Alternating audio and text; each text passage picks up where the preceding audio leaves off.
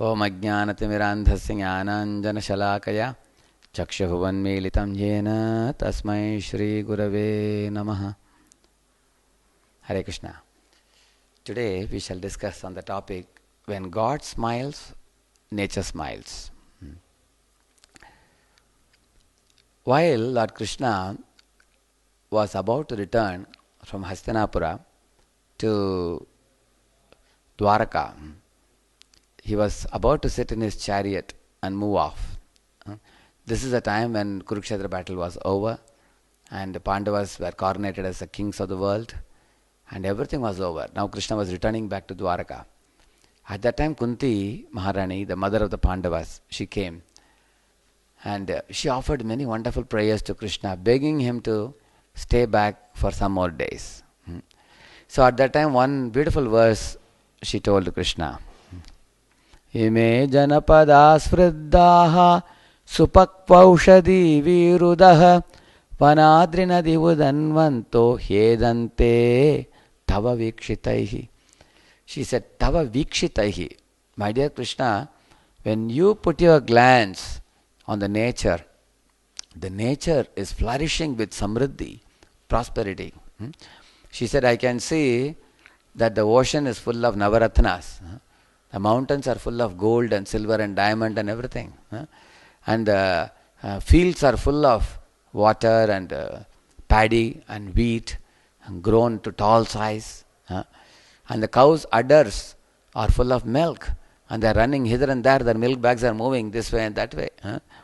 And the milk is oozing out of their udders when the hefty cows are running happily here and there.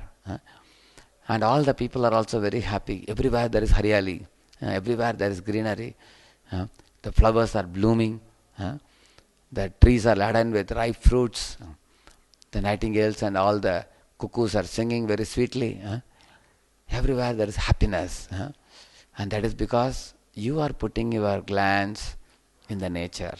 Because your drishtipat is Amrit Varsha. Because when you see any place, that place flourishes. And when you close your eyes or you turn away, then that place perishes. She said. So, this is called the principle of Yasmin Tushtam Jagat Tushtam. When Krishna is pleased, then the whole nature flourishes. You see, modern man thinks that we are getting all the things from nature by some kind of automatic mechanism. Nothing happens automatically.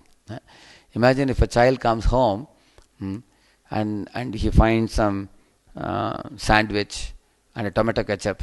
He's pouring it and then he's eating. Oh, it's so nice. And then the mom will come from the kitchen and ask, Beta, how are you? Are you happy? Is it nice? You ask the child, how did you get this sandwich? I came from school and I was hungry and I found it on the plate. It doesn't come automatically. Mother has kept it there. Otherwise, how can the child get it? So the child got the eatable kept by the mother. Similarly, we are getting fruits, we are getting grains, cereals and everything in nature. Mother Nature is giving us. Although we can't understand how she is giving it. Because the father is bringing the seed. He is giving the seed. Aham bija pradaha pita. And then the mother is producing. So the whole nature, Krishna says, works under his direction. Maya adhyakshena prakritihi suyate sacharacharam hetu nanena kaunteya jagat piparivartate. He is telling. He says, my dear Arjuna, this material nature, you see, is working under my direction. My adhyakshata. Adi means super. Aksha means eyes, vision. So adhyaksha means supervision. Who is the supervisor of this nature?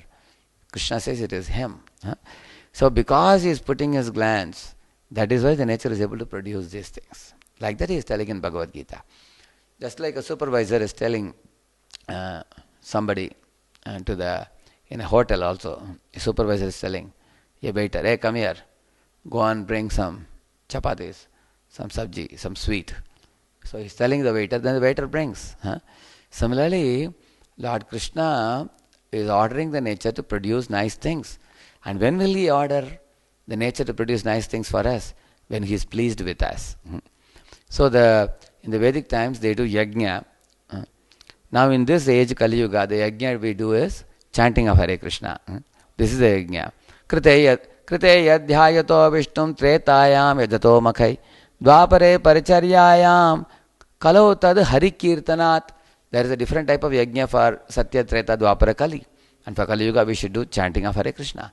And when Lord is pleased with our chanting, then when He smiles, then the nature will flourish. And you can lead a happy life.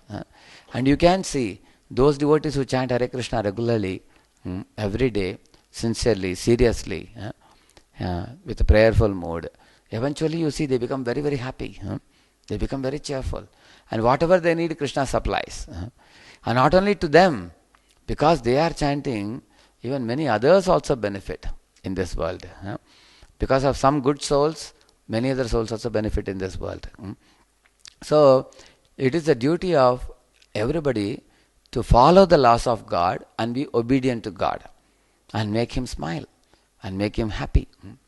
Like one time, Srila Prabhupada was sitting in a park bench along with his disciples abroad somewhere. So he was telling the disciples, just see this park, how neatly the plants are trimmed, how beautiful, colorful flowers are blooming in this garden. They have made the pathway, aisles and everything nicely. So Prabhupada said, we are allowed to come inside this park. We can sit in the park bench. We can talk to each other. We can utilize this place. And this is maintained by the government. If the government wouldn't maintain this place, it won't be so beautiful like the way we see it. Is it not true? So you are allowed to use the park, but you cannot come to park and go in the middle of the garden and pass a big quantity of stool. We are not allowed to do that. Or we are not allowed to pluck the flowers from the garden. Or we cannot come to the garden and catch each other's collar and punch on each other and falling on the plants and destroying them. We are not allowed. Immediately the watchman will come. Hey! He will clap the hands and say, get out, he will say. Because it is maintained by the government. Similarly, this whole nature is maintained by Krishna's government. And we are allowed to take our fruits, grains, cereals, rainwater, sunlight, wind. We can also take the ores like minerals like gold, silver, diamond and everything. We are allowed to take manganese, sulfur, all the dhatus also. We are allowed to use all of them. But if we take all of them for our own enjoyment, because the garden maintained by the government, it belongs to the government. Similarly, this is Krishna's government from which we are taking. Like you are taking MSCB electricity light, but you are paying to Maharashtra State Electricity Board. You are paying some electricity charges. You are taking a Bisleri bottle, you pay for the bottle. We are taking from Krishna's nature. What are we paying him? So two things we should do. Chant Hare Krishna and follow Krishna given laws as he is given in the scriptures. Then we can please him. We should act exactly the way he has ordered us to act. Then when he is pleased, when he smiles, then the nature will flourish. In the modern times, we can see that there is a lot of poverty.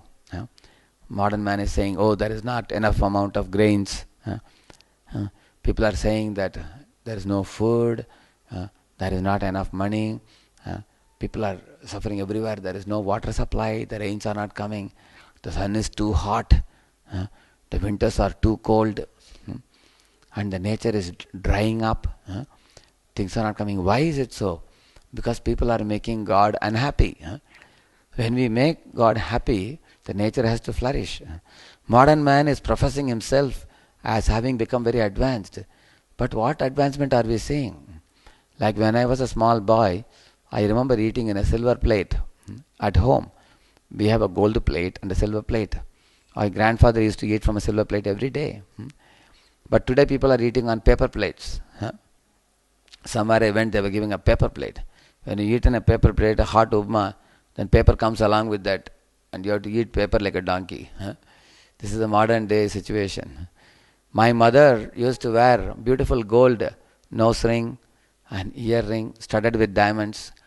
Today I am seeing women all wearing plastic earrings and plastic, hairpins and everything.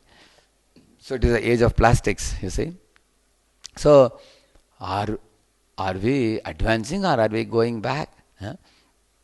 Is prosperity increasing or scarcity increasing? So I call it as Vedic prosperity versus modern scarcity. Why so? Because people are displeasing God. But the more we align with God, there will be prosperity, there will be happiness.